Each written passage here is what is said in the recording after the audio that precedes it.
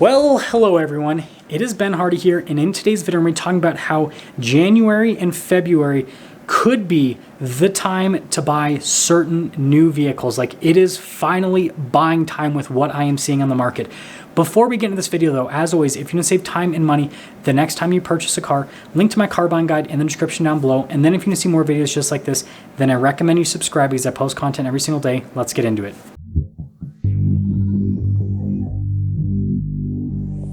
So first off, January and February have historically been pretty good months to purchase if you want to get a really good deal from a car dealership, and it's for a number of reasons. So first off, December is just before January, and December is a huge buying month. That's where you have a lot of people doing holiday shopping, and then you also have business owners trying to close deals at the end of the year, and so manufacturers and dealers will usually be pretty aggressive with their deals.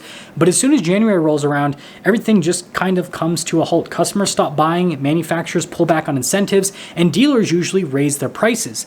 But this doesn't necessarily mean that you can't get a great deal in January and February. And the first thing I'm going to mention is you're not going to get a great deal from an automaker in January and February, typically because they're not usually going to have tons of incentives on vehicles. So if you're shopping for an incentive-based vehicle in January, February, you're probably best waiting until, March, April, when tax season is around, where manufacturers obviously try to, boost the incentives to incentivize people to spend their tax checks on vehicles. But this does create an interesting buying opportunity for vehicles that don't normally have incentives on them. So now let's talk about what vehicles actually get incentivized. So it is pretty simple. It comes down to supply and demand. If there is really low supply for a vehicle and really high demand, the chances of a manufacturer releasing incentives on it are pretty much next to none. Like, why would you incentivize a product that you're not struggling to sell? Whereas on the other hand, if there's really high supply and low demand, then you're going to have to put incentives on the vehicle to basically convince people to purchase your product. And I want to actually talk about the car market that I sold in, because I feel like this will kind of better explain this situation. So when I sold cars, everything had incentives on it. Like, there were incentives on Toyotas. Like, I sold Dodges and Rams. There are incentives on those for sure. Pretty big incentives to be in fact. But like, everything had incentives back then. And well, I shouldn't say everything. It was just your like regular run-of-the-mill cars. So if it was a regular pickup truck, an SUV, a sedan, whatever it may be, there was typically some level of incentive on it. The second that you saw the incentives go away was the second that you were looking at a vehicle that had some sort of specialty package on it that made it more rare and more desirable, even if it wasn't necessarily the coolest thing on the planet. For example, what we saw at the Dodge store is like a regular Dodge Durango would almost always have an incentive on it.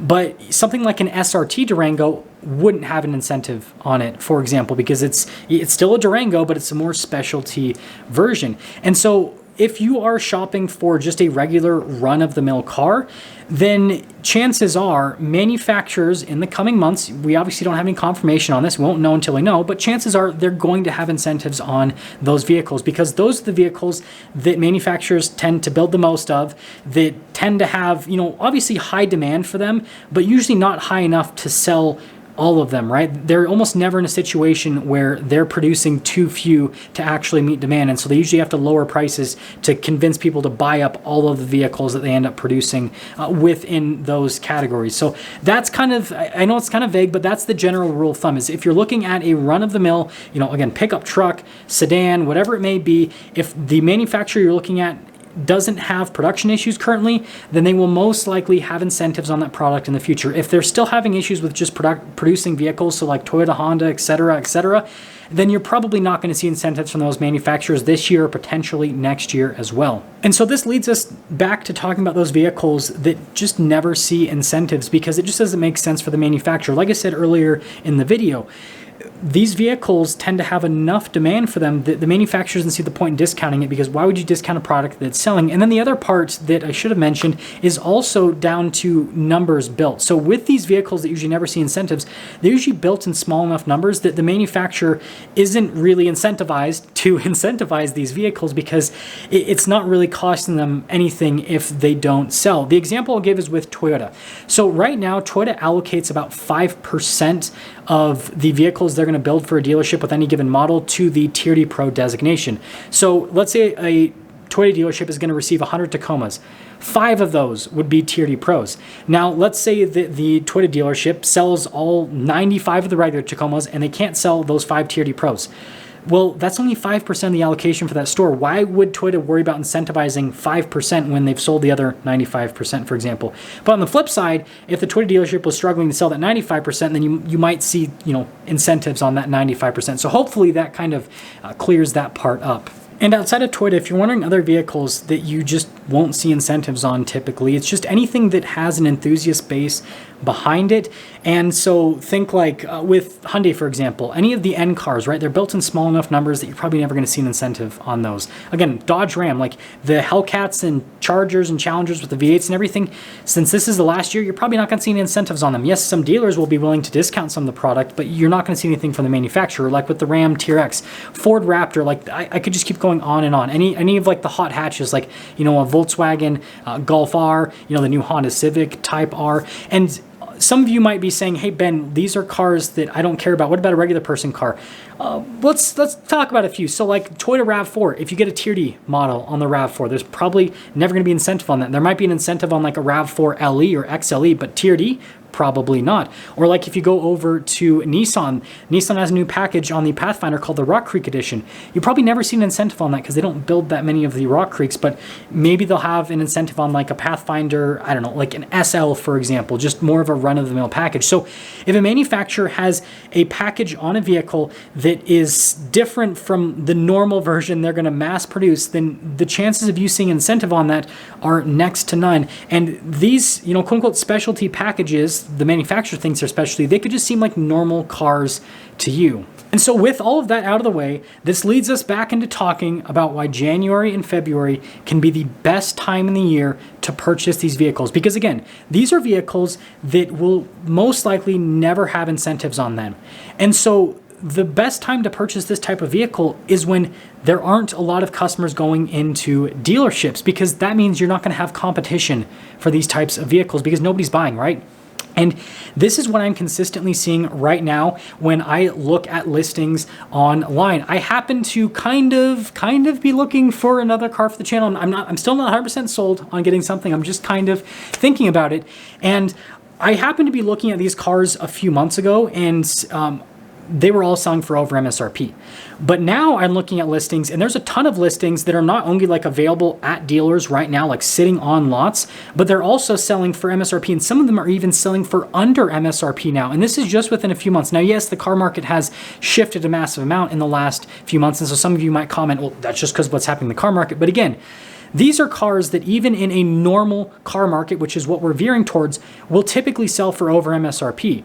But the reason that they are being listed for MSRP or sometimes even under MSRP is because for the next 2 months, these dealers are going to be sitting in these cars. They're not going to be selling them. And what these dealers want to do is to get rid of these cars, because if they get rid of those cars, then that helps them get an allocation for another one that they can sell in the future, which will ultimately help them get more allocations in the future. And that's what dealers care about more than anything else. Yes, they want to make profits because they're a for-profit business, but they also want to get the most amount of allocation with every single product that they sell, because the more allocation they get, the more chances they have to sell to customers. Because if dealership has more cars, like the more the merrier when it comes to the car business. And so I'd have to say that right now is potentially the time to go against the grain. Again, not a lot of people like to purchase cars in January and February because they're usually tapped out after the holidays.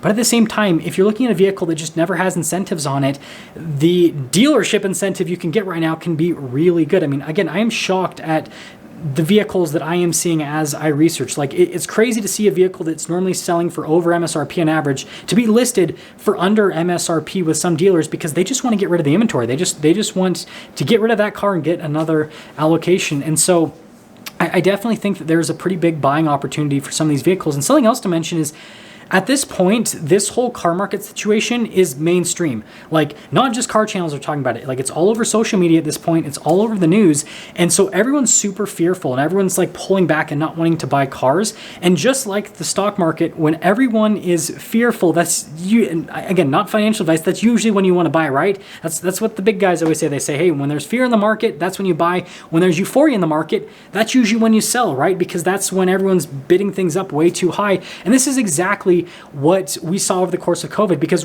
when COVID initially hit in 2020, in March of 2020, car values just went through the floor.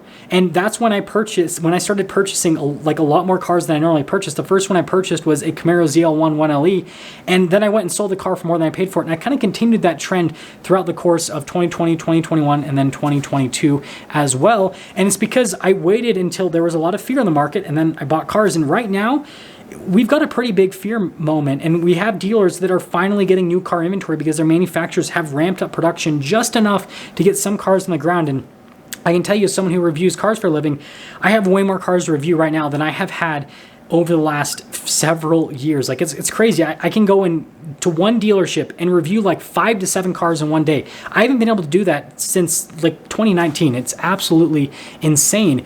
And so, you know, I'm not saying that just jump in and buy, but what I am saying is if you're looking at any of these vehicles that never have incentives, do some research, do some searching, and I think that you will be shocked at some of the deals that you can find out there. Like, it's pretty crazy. I'll tell you like one that I'm personally helping out one of my friends with. I have a friend that is debating between buying the new Subaru Impreza hatchback, the 2024, and getting an automatic Subaru WRX. And I know you guys will make fun of him for the automatic WRX, but he has an STI, and he wants to go auto for another car so he can have it as a daily driver because he's sick of driving everywhere with manual transmission. Anyways, right now, I did a little search for him. I'm able to find like a bunch of 22 WRXs that are selling for under MSRP.